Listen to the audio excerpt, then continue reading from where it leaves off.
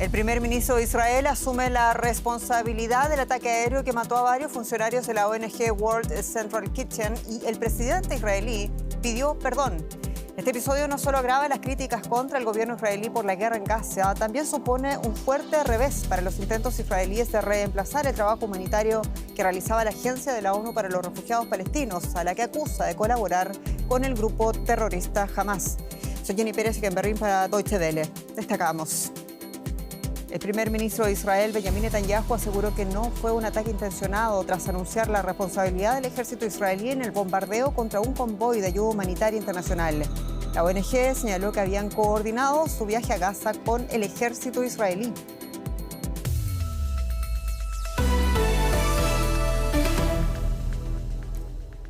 El primer ministro israelí, Benjamin Netanyahu, asumió la responsabilidad de su país en el ataque aéreo que mató a 7 trabajadores humanitarios internacionales en Gaza. Trabajaban para la organización no gubernamental World Central Kitchen. El primer ministro de Israel, Benjamin Netanyahu, aseguró que este tipo de tragedias suceden en una guerra y dijo que harán todo lo necesario para que no vuelva a ocurrir. Netanyahu dijo que el ataque no fue intencional y anunció una investigación independiente y exhaustiva. La organización, que responsabilizó en un comunicado del ejército israelí, anunció que de momento suspende sus operaciones en Gaza. La ONG fue fundada tras el potente terremoto de Haití en el año 2010. Nuevo día en Gaza. Nuevas víctimas. 7 miembros de la organización humanitaria World Central Kitchen fueron asesinados por un ataque israelí a un convoy de ayuda. Imágenes tras el ataque muestran 2 autos blindados completamente quemados con el logo de la ONG. Un tercer auto también resultó dañado. Erin Gore, directora de la organización World Central Kitchen, declaró en un comunicado sentirse desconsolada y añadió que usar la comida como arma de guerra es imperdonable. La ONG señala que los vehículos viajaban por una zona segura y que habían coordinado sus movimientos previamente con las autoridades israelíes. Entre los muertos está Somi Francom, de Melbourne, Australia. Aquí a la izquierda. La mujer estaba en un puesto de ayuda en Gaza el mes pasado. El primer ministro de Australia, Anthony Albanese, calificó su muerte de tragedia y reiteró su llamado a un alto el fuego duradero. Era una persona que hacía voluntariado en otro continente para facilitar ayuda a través de su organización a personas privadas de comida en Gaza. Es completamente inaceptable.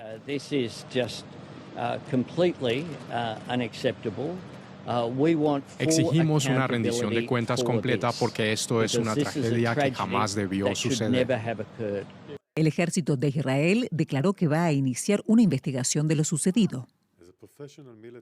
Como ejército profesional que respeta el derecho internacional, nos comprometemos a revisar nuestras operaciones de manera exhaustiva y transparente. Abriremos un expediente para examinar este grave incidente.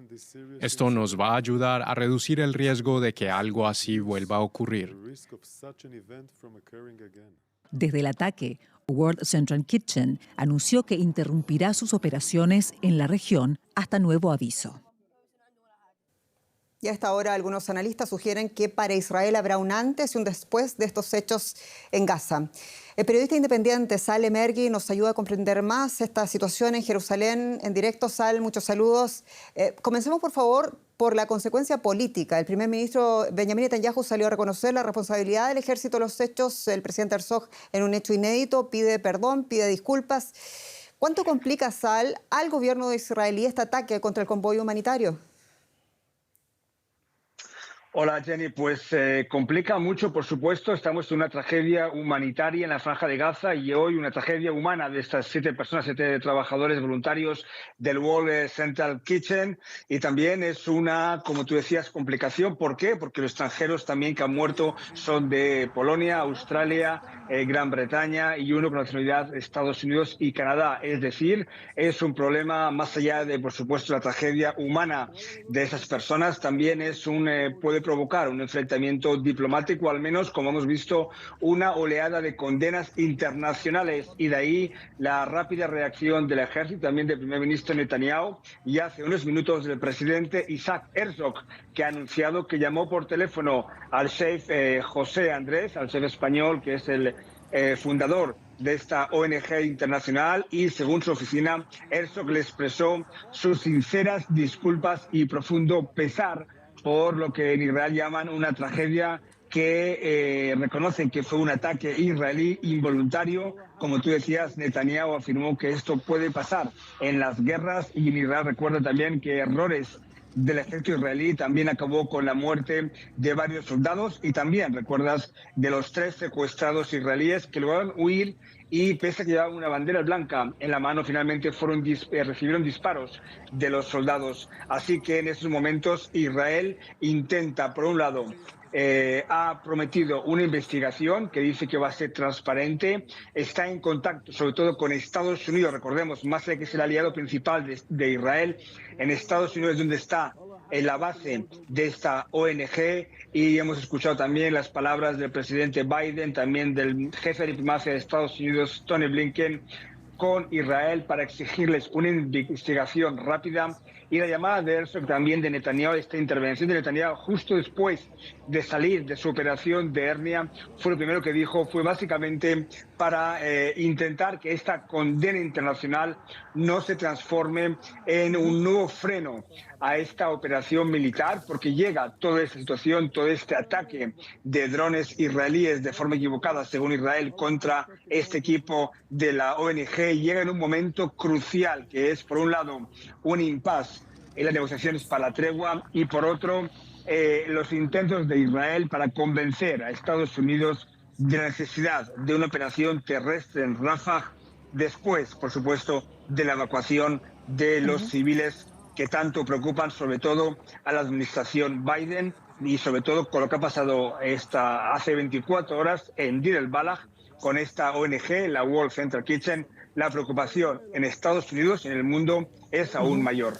César, muy breve, en honor al tiempo, hablemos brevemente de la consecuencia práctica, y lo pregunto porque en medio de una enorme presión internacional que mencionas, el gobierno israelí se ha propuesto reemplazar el trabajo de la Agencia de la ONU para los Refugiados Palestinos, a la que ha acusado, recordemos, de colaborar con terroristas de Hamas, por el trabajo precisamente de agencias como la del World Central Kitchen. Y aquí la pregunta, ¿qué pretende el gobierno de Israel entonces, o cómo, más bien, cómo pretende el gobierno de Israel articular el trabajo humanitario en Gaza después de estos hechos?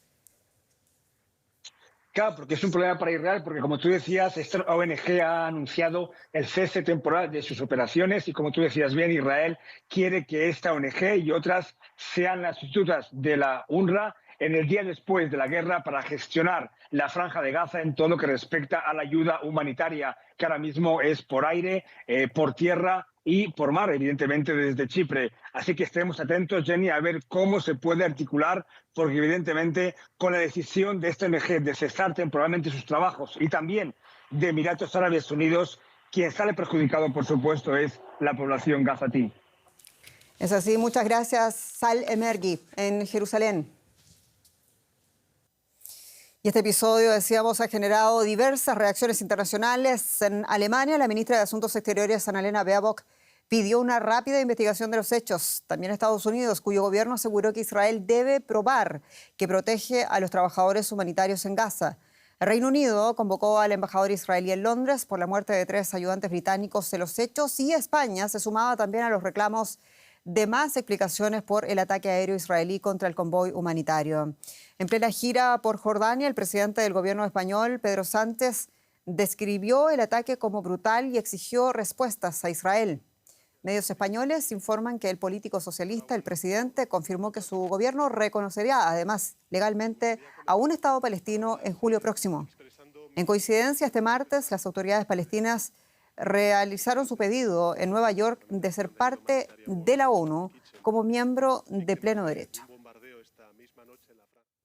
Y este episodio afecta de una manera especial a España, puesto que la ONG World Central Kitchen, con sede en Washington, fue fundada por el chef español José Andrés. Y queremos ampliar detalles con nuestra colega, la periodista María García Sornosa en Bruselas, quien ya nos acompaña en directo. María, Aparte del llamado de atención, Pedro Sánchez trasladó el apoyo a la Agencia de la ONU para los Refugiados Palestinos. Cuéntanos, por favor.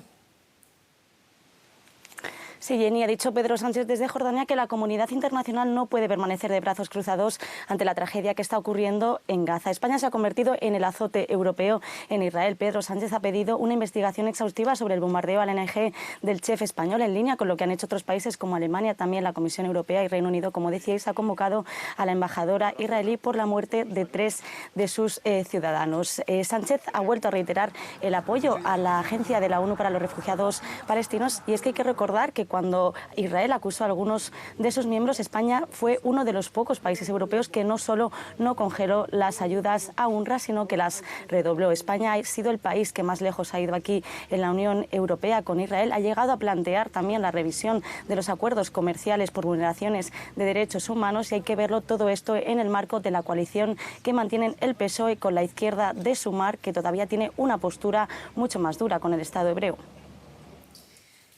María, y el gobierno socialista español anunció que espera reconocer a un Estado palestino antes del verano europeo. ¿De qué manera puede influir? Nos preguntamos esta decisión a la política exterior de Europa, considerando también que el jefe de la diplomacia europea, el político socialista español, el señor Josep Borrell, es también uno de los principales críticos del gobierno israelí.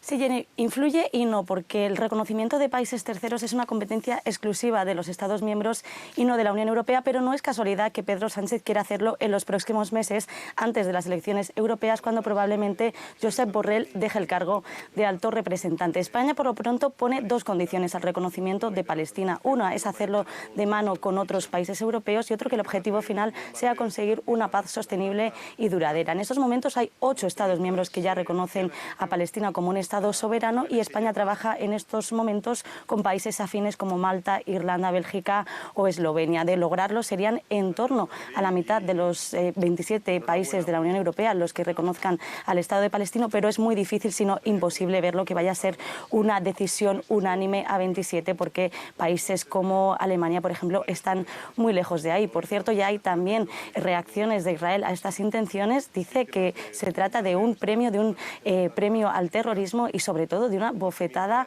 a las perspectivas de paz. María García Sornosa, muchas gracias, colegas allá en Bruselas. Y en medio de todo esto, Rusia acusó a Israel de atizar el conflicto en Oriente Próximo y responsabilizó a ese país por el bombardeo al consulado de Irán en Siria, que ocurrió este lunes, recordemos, y en el que murieron al menos 13 personas. Ante el Consejo de Seguridad de la ONU, el embajador ruso Vasily Nevencia sostuvo que el bombardeo en el que murieron 2 altos mandos de la Guardia Revolucionaria iraní fue una violación a la soberanía de Siria. La mayoría de los miembros del Consejo condenaron el ataque, pero sin mencionar a Israel. A su vez, Estados Unidos reclamó a Irán que no escale este conflicto. Más temprano, Washington se desligaba de este ataque. Y a todo esto, el presidente de Estados Unidos, Joe Biden, trasladó este martes a su homólogo chino Xi Jinping la preocupación de Washington por el apoyo chino a Rusia en la guerra a Ucrania. Desde la administración Biden destacaron que si bien China es un país soberano, están bastante preocupados sobre la dirección que está adquiriendo el apoyo a Rusia. La Casa Blanca pretende mantener abierto el contacto entre Biden y Xi en un intento por evitar que su rivalidad en áreas como tecnología o Taiwán desemboque en un conflicto abierto.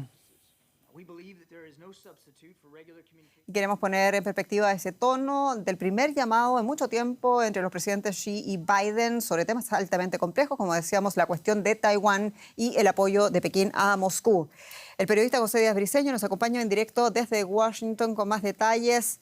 José, ¿qué cuentas sacan allá en Washington tras esta conversación?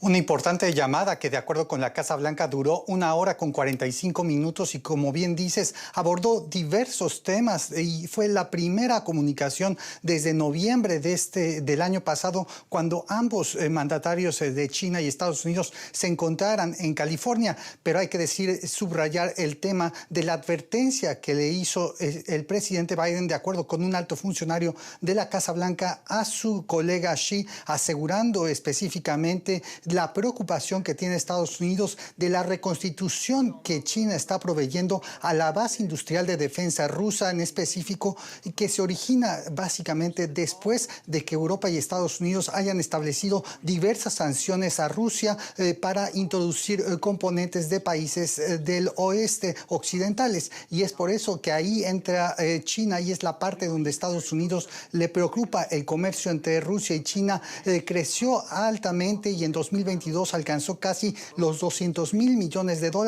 Y es por ese comercio que Estados Unidos está preocupado, porque por ahí se pueden colar los componentes que pueden reconstituir el poderío pues, de artillería militar rusa, que puede dirigirse directamente contra Ucrania, y no solo contra Ucrania, sino contra la seguridad transatlántica. José Díaz Briceño, muchas gracias. En Washington. Y en la otra guerra, las hostilidades continúan en ambos lados de la frontera ucraniana. Rusia informó de un ataque ucraniano con drones a una zona industrial de Tartaristán. 13 personas resultaron heridas, según los reportes, y Ucrania confirmó que había causado daños en una fábrica de drones y una refinería. Este es el ataque ucraniano que más se ha adentrado en territorio ruso, 1.100 kilómetros en total. A su vez, Ucrania informaba de un ataque ruso con cohetes contra la ciudad oriental de Dnipro, en la que resultaron heridas al menos 13 personas, entre ellas 5 niños. Según fuentes ucranianas, el ataque destruyó también una guardería y un colegio. Moscú niega haber atacado deliberadamente a civiles ucranianos. Vamos a hablar de más temas y de economía también con mi colega Rosa Casals. Bienvenida. ¿Qué tal, Jenny? Nos fijamos en la dimensión económica de la guerra en Gaza, porque además de los más de 30.000 palestinos muertos allí, según un informe conjunto del Banco Mundial y Naciones Unidas publicado este martes, la Franja de Gaza ha sufrido daños de unos 18.500 millones de dólares en infraestructuras críticas durante los 4 primeros meses de bombardeos israelíes lanzados en respuesta a los ataques terroristas de Hamás del 7 de octubre. Según el reporte, los daños en el enclave palestino equivalen al 97% del Producto Interior Bruto combinado de Cisjordania y Gaza en 2022 y han dejado 26 millones de toneladas de desechos y escombros que se tardaría años en retirar. El informe de evaluación interna de daños, que recopiló datos entre octubre de 2023 y finales de enero de 2024, concluye que la destrucción de infraestructura afecta a todos los sectores de la economía. Vamos a otro asunto. Bajo la estrategia relación calidad-precio, la tecnológica china Xiaomi se ha convertido en uno de los mayores fabricantes de teléfonos inteligentes del mundo. Su fundador, Lei Jun, quiere ahora repetir esa historia de éxito en el mercado del automóvil. Y está claro que muchos confían en él. Las acciones de Xiaomi se dispararon hasta un 16%, impulsadas por el lanzamiento de su primer vehículo eléctrico. ¿Se le presenta un nuevo competidor a Tesla? Deportivo, inteligente y además barato. Así es como Lei Jun, fundador y jefe de Xiaomi, lucha por abrirse un hueco en el mercado chino de la electromovilidad. Que su empresa sea especialista en smartphones no es ningún obstáculo. Al contrario. Autos inteligentes. Esa es la clave del éxito y una ventaja para nosotros. Tenemos 14 años de experiencia en la producción de smartphones. Estamos muy bien preparados para incluir la tecnología de smartphones en los autos. El precio también es interesante. El SU7 es con un precio de menos de $30.000, más barato que el Model 3 de Tesla. Otros fabricantes chinos se han visto obligados a bajar el precio de modelos comparables.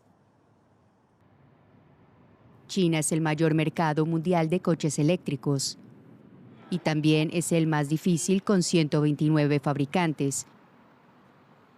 BYD es el líder con diferencia, seguido de Tesla. Otros fabricantes occidentales apenas tienen presencia. En China es habitual que empresas tecnológicas extrapolen sus conocimientos a otros sectores de su actividad original, como BYD, que empezó con baterías. También Huawei y Baidu han incursionado en el segmento automotor. Tras la presentación de Xiaomi se recibieron casi 90.000 pedidos, un buen comienzo, pero solo eso. Y la competencia alemana infunde respeto. Nos queda mucho para alcanzar a Porsche. Ya veremos dentro de 5 o 10 años. Tal vez superemos algún día a Porsche. Xiaomi ya ha anunciado que de momento puede aceptar una pérdida de 10.000 euros por coche. Y hablamos sobre ello con alguien que conoce muy bien los pormenores del sector, el periodista automotor Matías Antico. Matías, en base a tu experiencia en la industria automotriz y en vista a lo rápido que está cambiando el sector, ¿qué opinas de las palabras del CEO de Xiaomi? ¿Puede una empresa que aún no tiene un solo auto en el mercado ser como Porsche en 10 años? Bueno, buenas noches ante todo. Suena casi como una fantasía, ¿no? Que una compañía especialista en teléfonos esté en principio lanzando un auto con ese nivel de características y que encima desafíe a uno de los emblemas de la industria mundial como Porsche, ¿no? Pero realmente es viable, es posible, porque hoy en China existen todos los proveedores de la industria automotriz más importantes, incluyendo a los propios alemanes. Entonces, con una buena cuota de dinero, una buena cuota de inversión, de estrategia y haciendo acuerdos con automotrices y con empresas desarrolladoras, para China es muy factible hacer un auto del nivel de un Porsche. No, yo no veo absolutamente ninguna limitación y estos nuevos desarrollos, estos nuevos lanzamientos nos están dando prueba de ello. Interesante. La clave del éxito, digamos, para las empresas fue históricamente la fiabilidad, la seguridad y la electrónica. ¿Crees que hoy el acceso a minerales para la movilidad eléctrica en los que China tiene ventajas puede llevar a las marcas chinas a dominar el mercado automotor? Sí, esa es una gran ventaja comparativa porque China tiene acceso y tiene volumen, ¿no? Respecto de los minerales, que es la clave para el desarrollo de baterías. Hoy China es líder en el desarrollo, en la producción de baterías. De hecho, es proveedora de otras industrias afuera de China, en el resto del mundo. Entonces, ahí tiene una ventaja comparativa muy grande. Tiene precios internacionales también competitivos y tiene el volumen. Recordemos que solamente dentro de China se venden 22 millones de autos, de coches, más los comerciales, que totalizan un promedio más o menos de 30 millones de vehículos al año. Es un volumen lo suficientemente grande como para poder desarrollar casi lo que se les ocurra. Y tengamos en cuenta también que es el propio gobierno chino el que subvenciona e incentiva muchas veces estas acciones porque implica inversión, porque implica trabajo y porque implica también una salida muy agresiva al mundo. Y ahí está justamente la gran pregunta y el desafío. ¿Cuánto falta para que China termine realmente de conquistar con sus vehículos eléctricos cada vez más eficientes los principales mercados del mundo? No solo exportando desde China, sino también fabricando estos productos en otras regiones, en otros países. Parece que en esa dirección van las cosas. Impresionante lo que cuentas. Muchísimas gracias y un saludo, Matías. Un placer. Nos vemos. Vamos con más noticias, Jenny. Malas noticias en México, Rosa, donde la candidata presidencial del oficialismo, Claudia Sheinbaum, acusaba este martes al Instituto Electoral del Estado de Guanajuato de no proteger a Berta Gisela Gaitán, asesinada este lunes. Gaitán, candidata a la alcaldía de Celaya, también por el partido gobernante Morena, murió asesinada a balazos tras su primer mitin de campaña. Aunque en el hecho se aseguró que a un candidato a concejal de nombre Adrián Guerrero también habría fallecido, las autoridades lo reportaron ahora como no localizado, lo que abre una incógnita en este caso. En los últimos 10 meses en México, 50 personas han sido asesinadas en episodios de violencia electoral, según la consultora Laboratorio Electoral. Gaitán es la última política asesinada en vísperas de las elecciones generales del 2 de junio. En Perú, la Fiscalía rechazó el pedido de la presidenta Dina Boluarte de adelantar su declaración por el caso de los relojes Rolex. Boluarte había solicitado declarar inmediatamente ante los fiscales peruanos luego de que allanaran su vivienda en Surquillo y el Palacio de Gobierno. Recordemos que la Fiscalía peruana abrió una investigación preliminar en contra de Boluarte por presunto enriquecimiento ilícito. La presidenta denuncia que es víctima de un acoso sistemático. En medio del escándalo que ha desatado una crisis política en sus filas de gobierno, la mandataria peruana renovó este lunes su gabinete nombrando a 6 nuevos ministros. Y en Colombia, el alcalde de Medellín, Federico Gutiérrez, prohibió el lunes la prostitución en algunos de los barrios más famosos de la ciudad durante 6 meses, argumentando que la medida es necesaria para prevenir la explotación sexual de menores. Esta decisión se produce días después de que un ciudadano estadounidense fuera sorprendido con 2 niñas de 12 y 13 años en una habitación de hotel. El caso generó indignación después de que el sospechoso fuera dejado en libertad y regresara a su país. El martes, la Procuraduría de Colombia informó que abrió una investigación contra la policía de Medellín por presuntas irregularidades en la captura y el traslado del detenido. Y la periodista Deutsche Welle en Bogotá, Alexandra Correa, nos ayuda a comprender más esta situación en Medellín. Alexandra, saludos. Prohibir la prostitución o relegarla más bien a ciertos barrios de Medellín para luchar contra la explotación sexual infantil. Un anuncio que también, y sin embargo, ha generado controversia. Cuéntanos, por favor. Jenny, la explotación sexual infantil se da en todo el país y no solo por parte de extranjeros. Las propias familias explotan los cuerpos de los niños y hay miles de denuncias por violencia sexual contra los niños cada año, con un 97% de impunidad en estos delitos. El caso de la estadounidense en Medellín es apenas la punta del iceberg, como lo mencionó el nuevo alcalde de esa ciudad, Federico Gutiérrez. Pero lo que sorprende de todo esto, Jenny, y lo estabas ya mencionando, es el actuar de las autoridades que soltaron al extranjero de 35 años de edad involucrado en este presunto delito de trata con fines de explotación sexual en la prostitución, y tras comprobar que eran niñas de 12 y 13 años respectivamente es cuando inician el proceso ya con el extranjero fugado. Ya es un negocio transnacional, los extranjeros llegan con todo ya cuadrado, hotel, con tiquetes, y las víctimas listas, escogen la edad y el sexo de las víctimas y por supuesto el hotel. No es una situación nueva, Jenny, y sucede bajo la mirada y el conocimiento de las autoridades que a la fecha no le han puesto fin rotundo. Los niños solo importan en las campañas electorales, y hay que decirlo, Jenny. Alexandra Correa, un gusto como siempre.